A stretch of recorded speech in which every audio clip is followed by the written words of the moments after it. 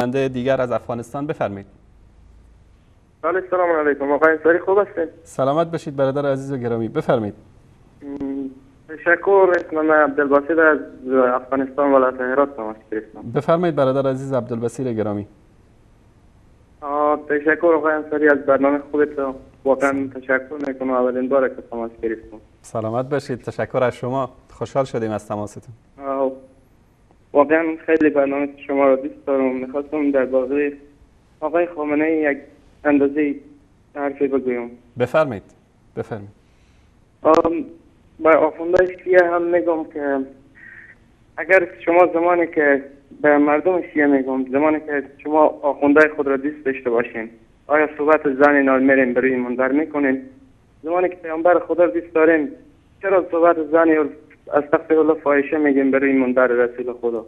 این کارهای شما یعنی منطق چنین چیزی قبول میکنه آقای انصاری؟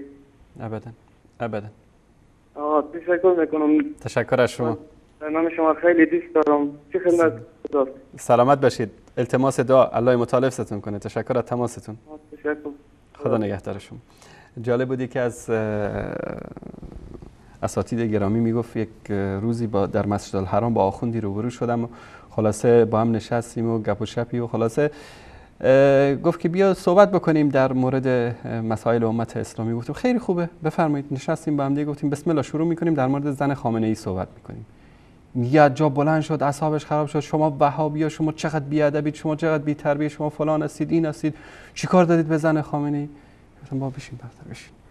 من میخواستم بهت بگم که تویی که نمیتونی صحبت کردن، حالا من نگفتم حرف بد میخوام بزنم، گفتم در مورد زن خامنه ای میخوایم صحبت بکنیم.